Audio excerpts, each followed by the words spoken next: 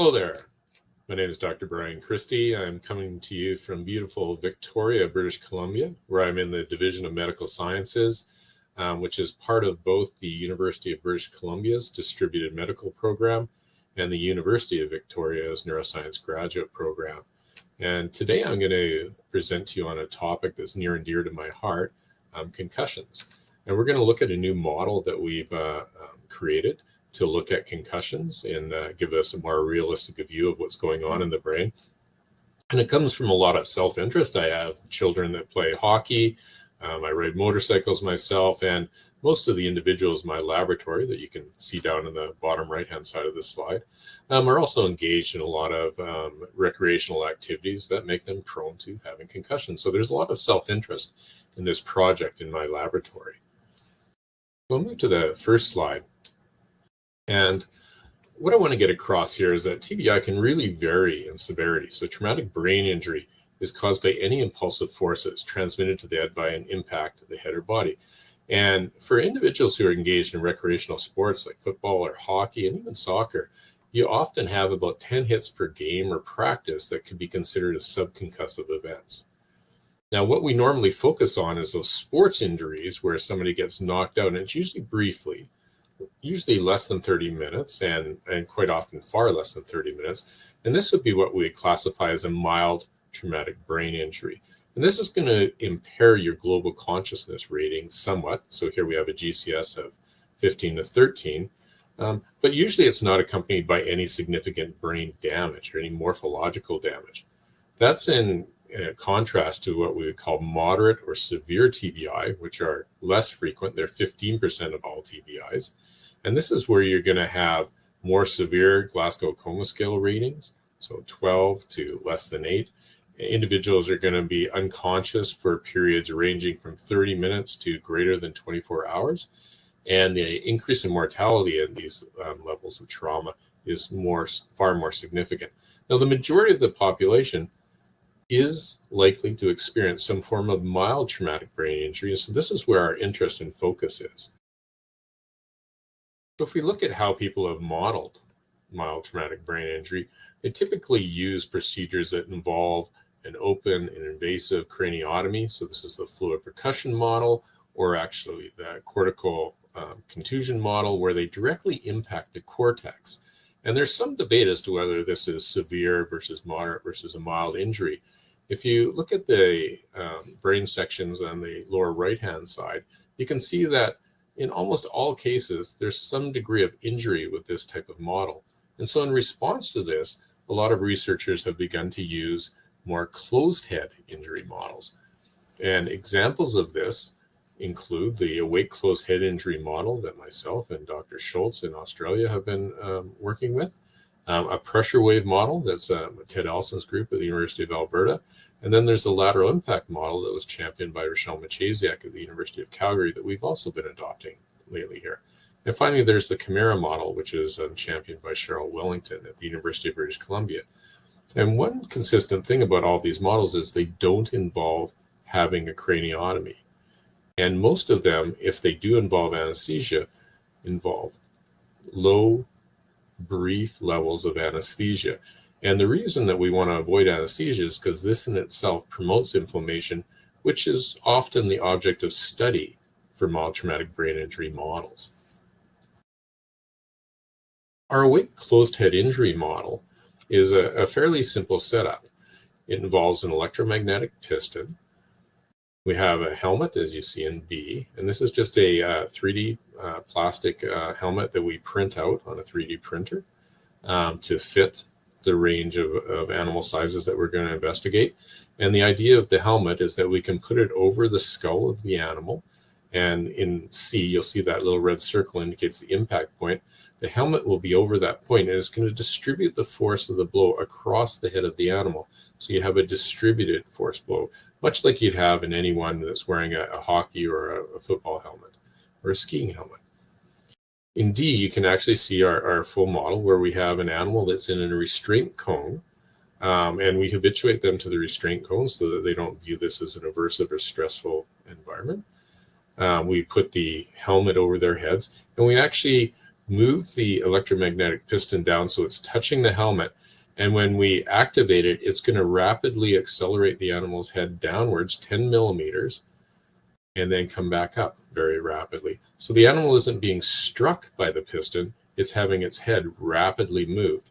And this gives you the shearing forces and centrifugal force that you normally have whenever you experience a concussion.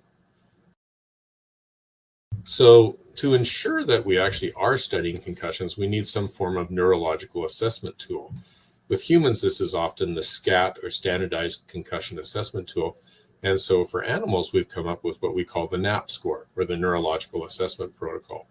And this involves looking at a number of basic sensory features that are likely to be affected by concussion.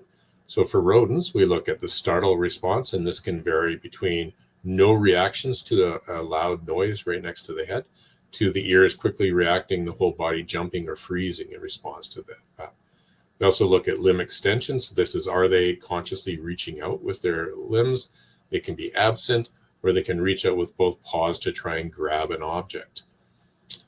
Then we do a beam walk, and this gives you an idea if they're able to rotate along a stationary platform.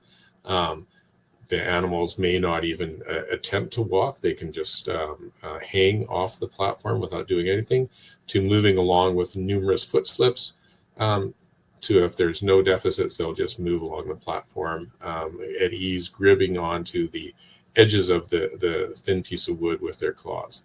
And then finally, we'll do a rotating beam, which allows us to look at whether the animal can incorporate several sensory features. They're moving their claws, they're moving on a rotating surface. And again, we can have the animal either fall directly off, or they can successfully complete this over 4 times. So these give us an assessment of rodents, what they're doing.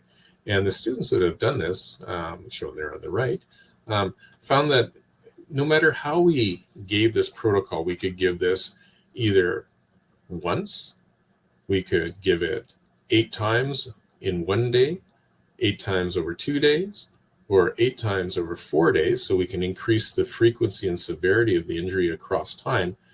But what we'd observe is that with the first injury, the animals would show some level of sensory deficit, but with each subsequent injury, that level of deficit didn't increase significantly.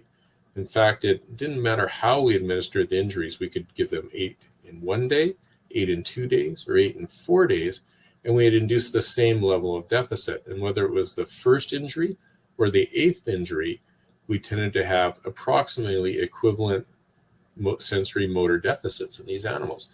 And so this is a really interesting, a finding in and of itself, because it shows that this type of injury doesn't produce cumulative damage. That may be a little reassuring to some of you who are engaged in hockey or ice sports, where you have incurred multiple concussions. It doesn't necessarily mean that you're going to have progressive deficits with each successive concussion. Now, this also goes against what we've kind of learned. And so in the next figure, I'm going to illustrate to you the CDC's view of concussions. And we've probably all seen this meme or video that's going to come up, and we're going to go to that next. And it's going to show basically the brain bashing back and forth inside of the skull, producing what we typically think of as the coup contre coup injury. So let's start the video. Here we see that traditional coup contre coup injury that many of us are familiar with in representing that normal injury model for concussions, for a lot of different forms of traumatic brain injury. Now, if we look at this in a different schematic, what we normally see is that the top of the brain in a rodent would be the coup part of the injury. That's up by that TBI event little lightning bolt. And the bottom of the brain, where there's also a little bit of red, would be the contre coup type of injury. And what I'd like you to consider is that there may be a different type of injury, a more diffuse injury, and we're going to call this a center of gravity model. And with the center of gravity model, the difference is, rather than having that coup contre coup injury that we have with the traditional model, we would have some form of impact is going to cause the center of the brain to move in relationship to the outside of the brain. And so the center of mass model would have a more distributed injury across the entire brain rather than those two focal points on the coup and the contra coup injury. So we have a little evidence for this. And so with the traditional models where you actually injure the brain with the focal, CCI model or the fluid percussion injury model, you actually know whether it's a mild, moderate, or severe injury going from left to right in the panel. If you look in the middle, you'll see that each one of those injury formats produces morphological damage to the brain. This is not what you normally see in a concussion. This is not what you see in an MRI or a CT scan of an individual who's had a concussion. If we look at our awake closed head injury model, what we see is that there is no evidence for any morphological damage on the cortex, whether you're looking from the top of the brain or with cross-sectional studies. So we've got a model that doesn't produce severe damage to the cortex that allows us to look at injuries. And we also know from those prior studies that there is a neurological deficit following the concussion. So this is a mild injury. So one of my master's students, Katie Neal, looked at the distribution of the injury. And so if you look at a normal animal and you look at newly forming cells in the brain, they only show up in a few regions of the brain. And right in the center of this schematic or this photomicrograph is the hippocampal formation. You can see tiny little black specks along it. And these are new neurons that are being formed naturally, and they are important for learning and memory processes to occur in the brain. However, after a traumatic brain injury, we see a different distribution.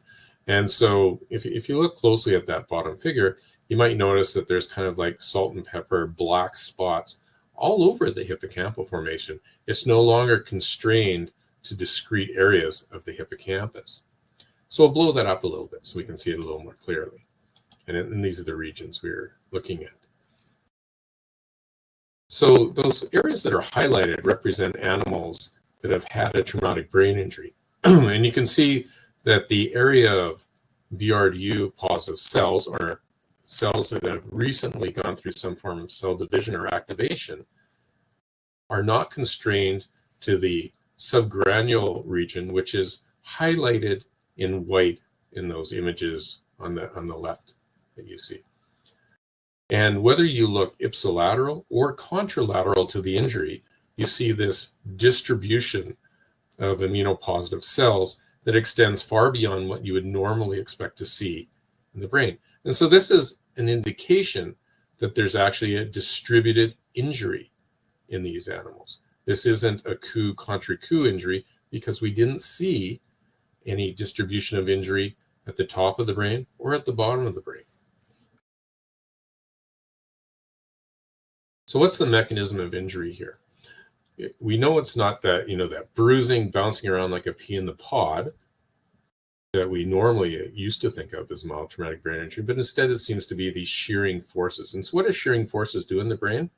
Well, they can induce damage to vasculature, first and foremost. And so if we look at normal vasculature, it extends everywhere in the brain, and around it are microglia and other glial cells, astrocytes, etc. Now, if we have a break in the vasculature, you're going to have something happen like a small break, and you're going to have vascular contents emerge into the brain parenchyma. And the brain isn't really well set up for damage and vascular damage to the brain. But what does happen is that anytime you get release of these damage-associated molecular patterns, so DAMs, microglia are going to be activated, and that means they're going to start reorienting their dendrites and moving towards the site of damage. And when they're there, they're going to phagocytose these DAMs and take them in. So we're going to have a condition where now we've got activated microglia who are taking up substances that are normally constrained to the blood vessels. Now, the blood vessels itself are also going to try and limit the damage. So they're going to release macrophages and monocytes themselves, in addition to all these blood clotting products and red blood cells that are normally there. Now, if everything healed, it would be great. We would have the macrophages and the monocytes in the brain parenchyma. There wouldn't be a lot going on. But if that injury doesn't heal, if it heals, we'll go back to the normal glial state. But if it doesn't heal, then we're going to have macrophages. And if we had a second injury from a second concussion, let's say, now we're going to release more products in, and we're going to have more microglia that are going to become activated and phagocytosed. And what can happen now is these microglia can start to become activated by fibrinogen and other blood products, and they're going to start to release cytokines. And so we can have IL-1 beta, TNF alpha, CD86, IL-6, etc. And these cytokines normally aren't released in the brain. And so they're going to have effects on cells of the brain. And so let's look at that. And they're going to attract more microglia, which is going to exacerbate this problem. So that was fun running through this those animations on this software, and I hope you bear with me. The end result here is that we're going to have activated microglia releasing inflammatory products into the brain. This is going to affect other cells in the brain. It's going to cause demyelination, neurodegeneration, and these can lead to persistent cognitive and emotional deficits. And so we want to get a handle on this, and this is the whole reason for developing this model. So when we're looking at the microvascular hypothesis, the first thing we needed to do was to stain blood vessels with lectin and find broken blood vessels. And so we had a Ph.D. student, Juan Trevino-Paredes, who did this work, and he was able to find broken blood vessels distributed throughout the brain. Here's some from the thalamus, and he's also going to show some from the corpus callosum. And when you look at these blood vessels, they actually do have fibrinogen around them. So this is the coagulating factor from the blood that gets out into the brain parenchyma. Now, this leak fibrinogen is going to start attracting microglia, and the microglia are shown in blue here. And if we look closely, we can see that there's actually microglia surrounding the fibrinogen. So this is activated microglia that is actually becoming phagocytic and engulfing the fibrinogen. We can also see ramified microglia that haven't responded to the injury. Okay, so there's only microglia that are close to the injury here are being activated. Now, in other parts of the brain, like the corpus callosum, we have a different injury pattern. You can see numerous little breaks where we have fibrinogen released in the corpus callosum here along this capillary. And it could be that the capillary has actually just started releasing more fibrinogen because it's become less tight. So the blood-brain barrier is weakened due to these shearing forces. But nevertheless, this leak fibrinogen is also going to be associated with microglia. And so we have microglia in the corpus callosum interacting with fibrinogen. So we have two of those conditions that we talked about with the microvascular hypothesis. We have microglia interacting with fibrinogen, and we have now the capacity for them to start releasing neurotrophins. I just want to show you another example of this. So here are some higher resolution pictures showing little microbleeds in the brain, and they're circled here, and they show up as that sort of purpley blue color. And then we have our normal microglia that are distal to the lesion. We also have some activated microglia, and they have all their dendrites extending towards this fibrinogen. You can see that. But interestingly, we also see something unusual. We see rod microglia. And these are microglia activation states that are normally associated with conditions like Alzheimer's disease and Parkinson's disease. So early on, after a mild traumatic brain injury, which didn't cause significant morphological damage, we can start to see the appearance of these rod microglia.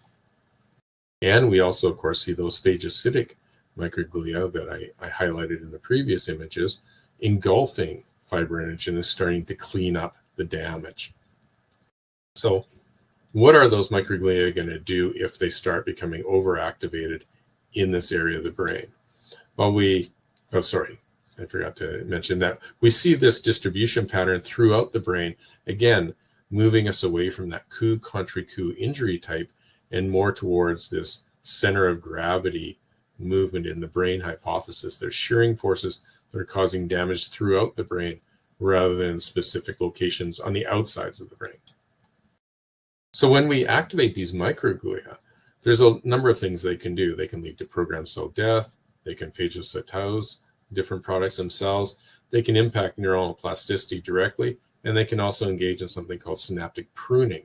And it's this last bit, the synaptic pruning, that we next became interested in, because we were wondering if these activated microglia were starting to take away the capacity for neuronal networks to function by reducing spines.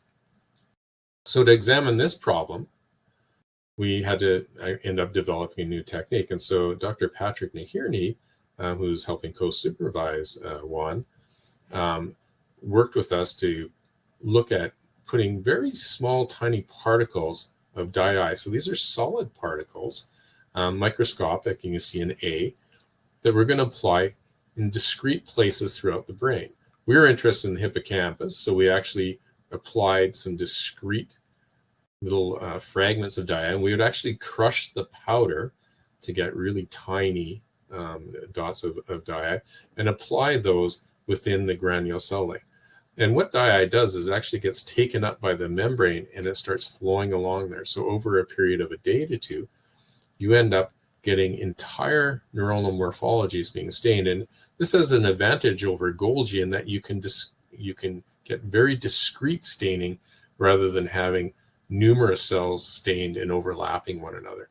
And when you look at the dendrites, you get exquisite morphological detail of their spines. And this is a publication that we recently put out by Juan Trevino-Paredes. So when we look at how the spines are affected by TBI, what we find is that there are regional differences. So in the hippocampus, where we saw all those activated microglia, only in the dentate gyrus did those microglia have an impact on spines. And you can see both in the ipsilateral and in the contralateral side of that dentate gyrus, and the lower side of the figure, we see a reduction in spine numbers.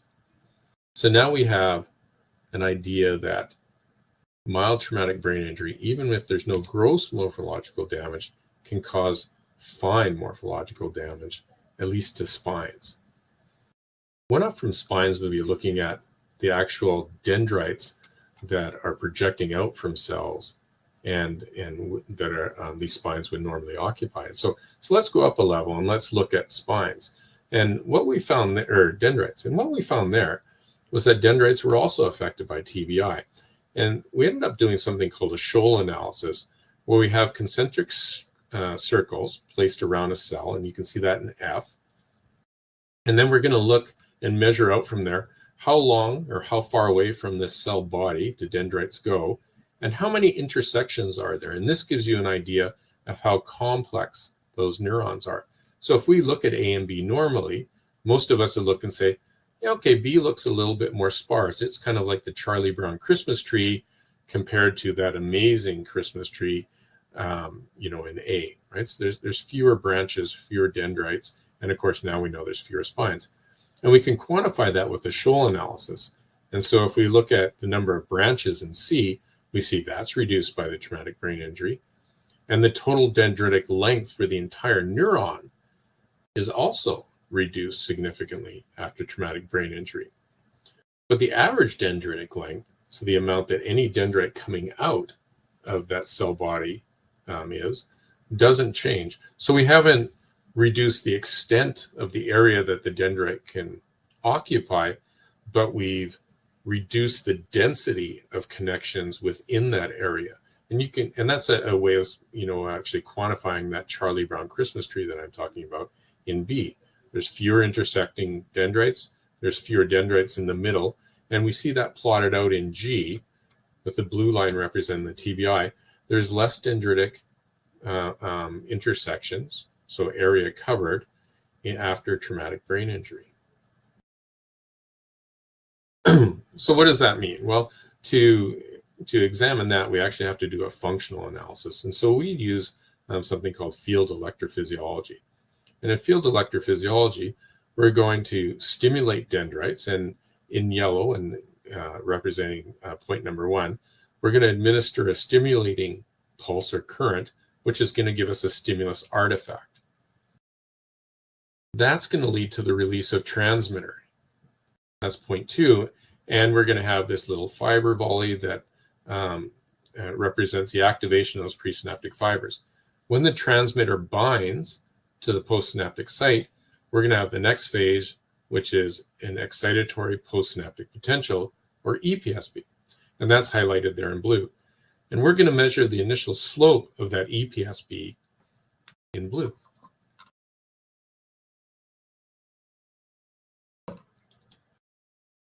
So what does that represent? Well, it's going to tell us a little bit about the size of the EPSP, or the strength of synaptic connections. And so at baseline, we might get an EPSP that looks something like this. And if we induced LTP by administering a high frequency burst of stimuli, we might get a larger response, like is shown in the dark black line there. And that larger response represents an increase in the number of AMPA receptors that are available for activation following LTP. So a way for us to increase connections between neurons is to have some sort of high frequency event, which increases the number of postsynaptic receptors and allows you to establish connections or strengthen connections between neural populations. And this is how we build neural networks. Now, this can be a bidirectional process, and we can also deliver low frequency stimuli and decrease the size of these EPSPs, as is shown in the far right now. And you can see that black lined EPSP is smaller than the original one. And this represents the reverse. We're taking away AMPA receptors or reducing the amount of ionic flux into the postsynaptic neuron. So now we can see that we have a weaker connection. And so this allows us to look at both our capacity to strengthen and to weaken connections between neurons, which we believe is the basis for learning and memory processes. And so does mild traumatic brain injury change this? Well, it ends up being yes. And so here we're showing injured animals in the dark gray, black colors, and sham animals. So these are animals that have been put in the plastic bag but weren't actually hit. And we're showing their ipsilateral and contralateral sides. And you can see in both cases, there is less synaptic plasticity, or long-term potentiation in this case, in animals that have had a mild traumatic brain injury. And this is some preliminary data that's just in progress. And this ends up actually being some of the weaker damage that we were able to show. Now, for that bidirectional phase, we also can look at long-term depression. And again, here's some preliminary data showing a little bit of a different effect for long-term depression. What we see there is that in our injured animals, we get a very rapid reduction in our ability for LTD, so we can't reduce our size of our synaptic responses very easily after a traumatic brain injury, but this recovers fairly quickly within about 7 days. And the way I think about this is after an injury, we find that most individuals have a lot of problems dealing with sensory input. And this can be sounds or vision or too many thoughts. And so we often in clinics ask them to withdraw from using their phones, watching TV, to go into a quieter, darker space to help reduce the amount of sensory stimulation that they're experiencing. And this is kind of evidence for that. So these animals aren't able to reduce the amount of synaptic activity that they have in any set of contacts right after the injury. But this recovers with time, just like we recover with time and are able to once again enjoy our phones and screen time. So this electrophysiological investigation is ongoing, but it's led us to some interesting conclusions. So I'll kind of summarize these really quickly for the end of my time. So the first thing I want you to realize is that this awake closed head injury model produces acute neurological deficits very reliably. And vestibular sensory motor deficits seem to be the most prevalent issues that we see in this rodent model.